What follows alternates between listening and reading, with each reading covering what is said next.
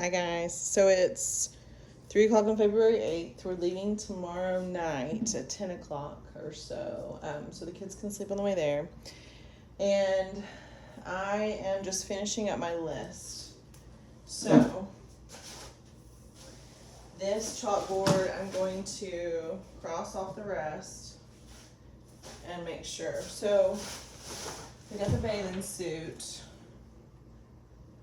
We got all this. I think I actually might end up having room for my espresso machine and grinder, like my coffee bean grinder, but that is just still pending. Okay, we got the kids' jackets done. We got the hair stuff. We got all that done. I'm not gonna get on a chair. We are taking protein powder, peanut butter, pancake mix, a spatula, and a pan. I have a water filter if we need it.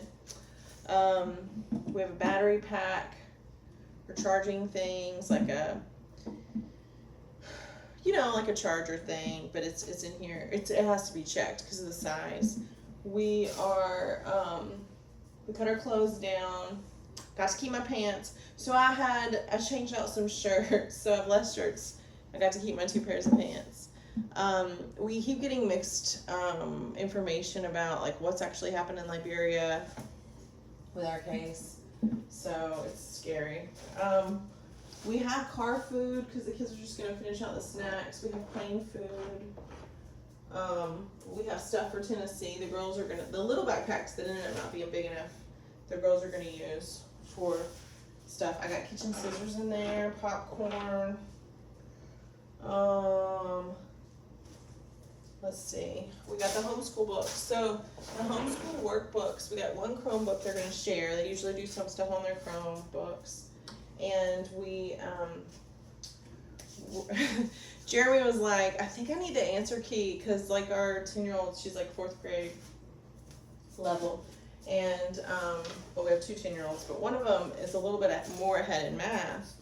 And he was like, I think I need her answer key for like her homeschool answers because sometimes I have to look. And so it was like this extra workbook. And I was like, and he just kept, so he cut out all the pages they'd already done. Like, you just used a box cutter and tore it out and put it in a folder because the stuff they were done with we don't need. And the new kids are not going to have, they're not going to be at that level. So it would benefit us to have that material. So we kept going back and forth about our middle child's math workbook. And I'm like, I mean, are you, because it was kind of heavy, and he was like, I was like, are you sure? Because he couldn't fit it in her backpack, so I have to go in his. I'm like, are you sure you can't like Google it? Like, you don't think I would know? Like, I'm kind of a math person, I mean, I made it through grad school. Surely I can do like 4th grade math. And he was like, you think you can, but like sometimes. So anyways, we decided to leave the answer book here. I packed clothes for the new kids very optimistically. They've got like pretty much the same number of clothes that our other kids have. Everybody has dresses for court. I had this one like compression bag of clothes that was like their court clothes. It was just stuff that we need, and some gifts.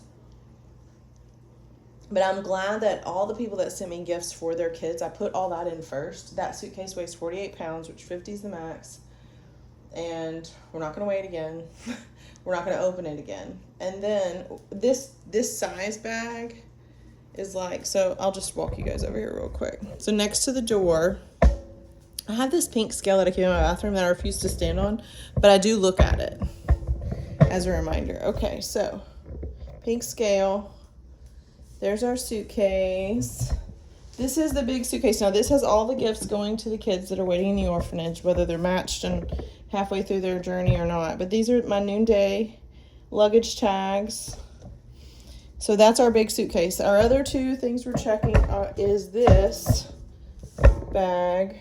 And it's a carry-on size, but, I mean, I got 40 pounds in there. And then we have our little Vera Bradley. This was a diaper bag. It was a little Vera Bradley diaper bag I had that I used for the girls when they were 7 months apart and infants at the same time, which was very hard to find a diaper bag that would divide up their things. That's actually not a true diaper bag, but thank you, Vera. You helped me. I did what I needed to do. Okay, so this kind of isn't where I thought it was. Okay. Oh. Okay, that's bad. Sorry, guys. Technical difficulties. So I don't think I'm quite as stressed. The biggest thing that helped me, I think, was... Sorry about my finger. Okay, let's tilt this a little. The biggest thing that helped me, actually, was yesterday when I had that one more shift to work, and I was like... I'm just like, my heart rate, like my watch was like, do you need to log a workout? Because my heart rate was like 120 or 30 because I'm like sitting at my desk thinking, oh my gosh. Because I think it's a lot to prepare for because we plan on staying for 3 weeks, but like, you know, our kids are on medicine, we're on medication for things, and it's like, we want to be prepared for longer. So it's just that unknown of like, well, what if we need to stay a little longer? So now we're kind of down to, so this is Jeremy's carry-on. So we have a preschool Tula toddler carrier thing. So this will carry a kid, this little backpack. You can't, it's hard to see the little Tula emblem. They make blankets too. But that is for our 7-year-old or for the new kids when we're bringing them home, because like holding on to 5 kids in an airport sounds kind of scary. So this is Jeremy's carry-on. And we have it not totally full yet. He doesn't have his toiletries in there yet, but we're getting close. So I'm down to pretty easy packing at this point. So like it's less stressful now. So my bag, let me just pan over. Sorry about the quality today. I'm a lot less anxious, but thanks again to my friend Billy, who was like, he even was working at his normal job, and he only works like PRN with us, part-time with us. And he was nice enough to work all day at his job and then come help me with my problems and let me leave early. So he came in around 6 and I got to come home. And that's when we really finished packing. So right now I'm just down to like candy and food. And I haven't packed like I need to pack like my makeup that I am obviously still going to use my makeup between now and then. I can't decide what noonday bag I want to take. Jeremy and the kids went to the bank. This is I really wanted to get this in checked luggage, and I may still. This is like it's almost like a flash drive type Nintendo, Atari, Sega arcade extravaganza. I love it. So I need to get some extra batteries to put that in. But that's pretty small. So wet ones we have packed and checked luggage. This is kids medication. This is like kind of family, like there's some Tums in here that I will definitely need. Like this morning I woke up and I was like, oh. And it comes in waves because it's like you're not scared. I'm not scared. I have these like just regular baby wipes too, you know, just in case something happens. Those are kind of our go-to. I got a ton of these little Gatorade mixtures. I'm pretty sure my middle child is not going to drink any of the liquid water or anything there. So we'll put this in. So what I'm thinking about doing is expanding my Foldy and just daring the airline to question that. But I have, I think I joked about like, do I trade out a shirt for trail mix? So some of this last minute snack stuff, so you can actually just have a bag with the snacks in it that you walk on the airport with. So like they're not going to count that. So initially I was going to try to get all of our snacks into a backpack because I thought that was easier. No, I'm not going to do that. I'm just going to, so this is all snack. And some of the stuff like, I mean, we can buy stuff. A lot of the other families have said, you know, there are snacks in Liberia. Like they have grocery stores. Somebody tried to talk me, well, they didn't try to talk, they just gave the tip that like, the discount peanut butter is still pretty good. And so, now if we were there for longer than like 2 months, everything was gonna be up for grabs. This is like literally like a bag of chocolate junk food. I have made the kids all Ziploc bags. I got this from a YouTube person idea. They all have a gallon Ziploc bag of snacks. There's like, there's healthy stuff in there too, and then like some applesauce pouches, and it's all equal, and they have their names on it.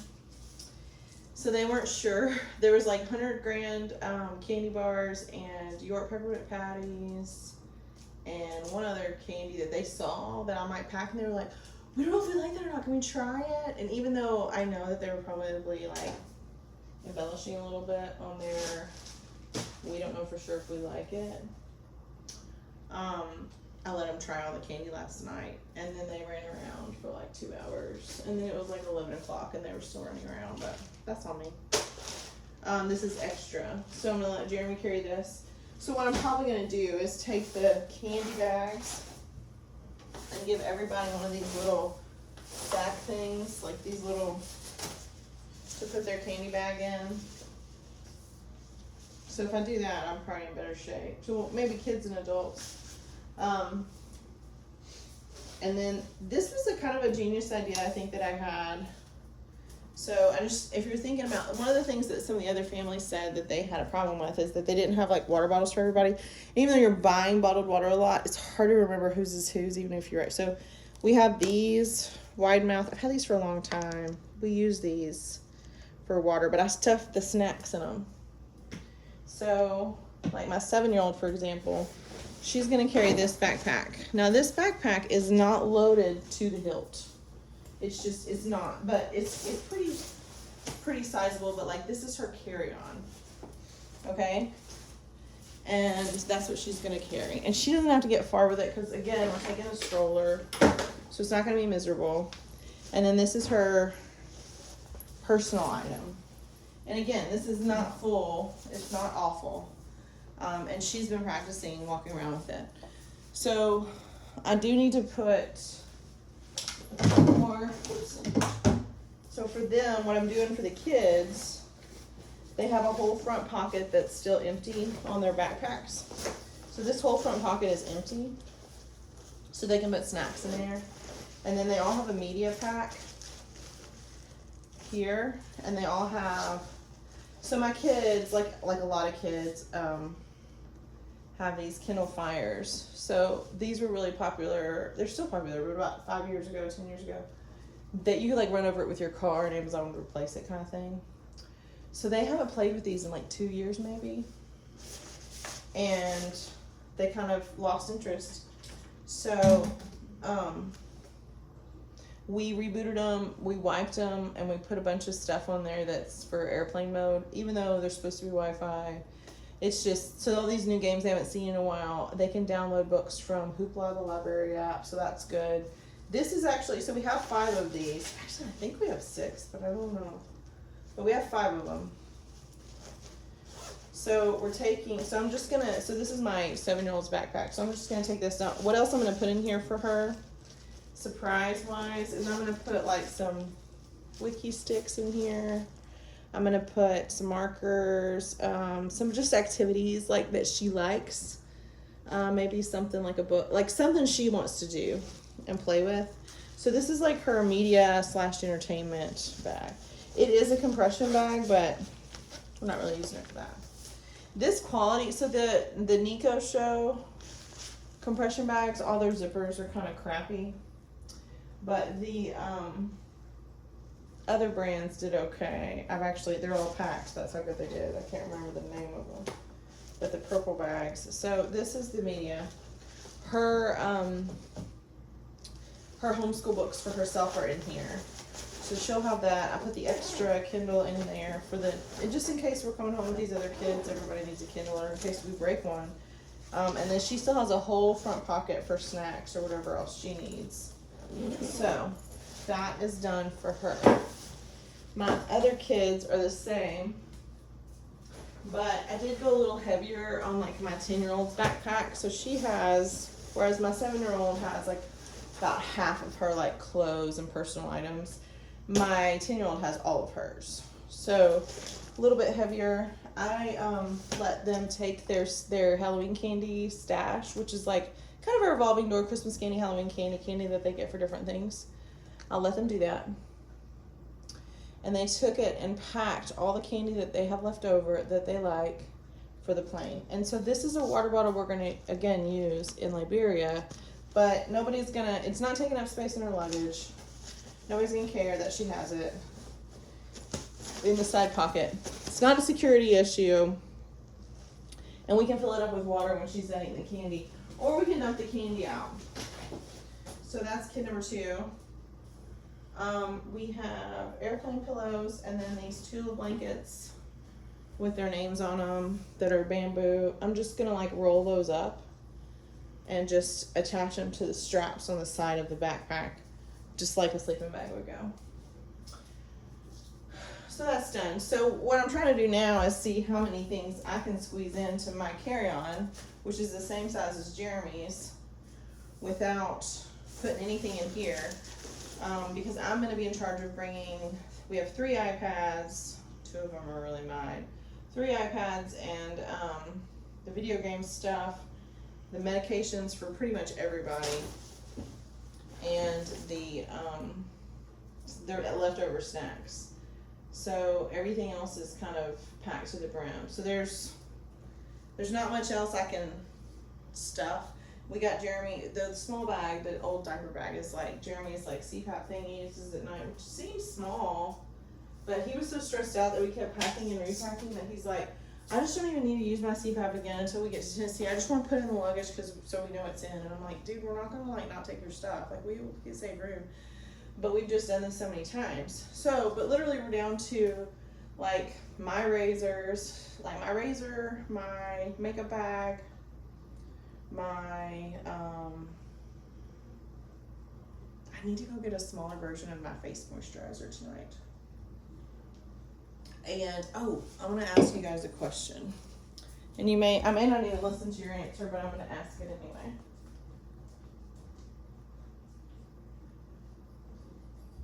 It's about noon days.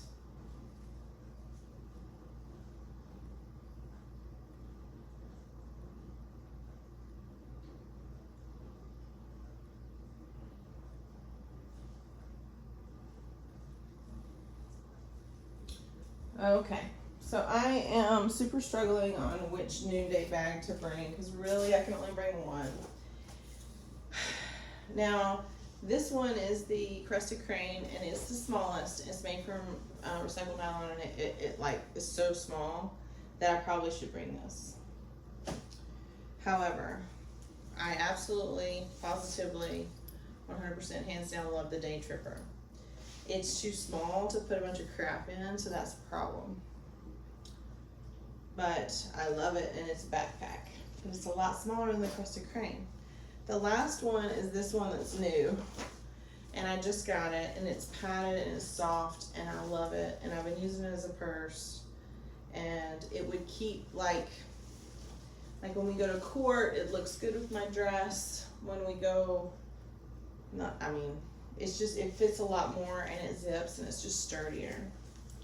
And then there's a part of me that's like, you know what? I'm just taking them all.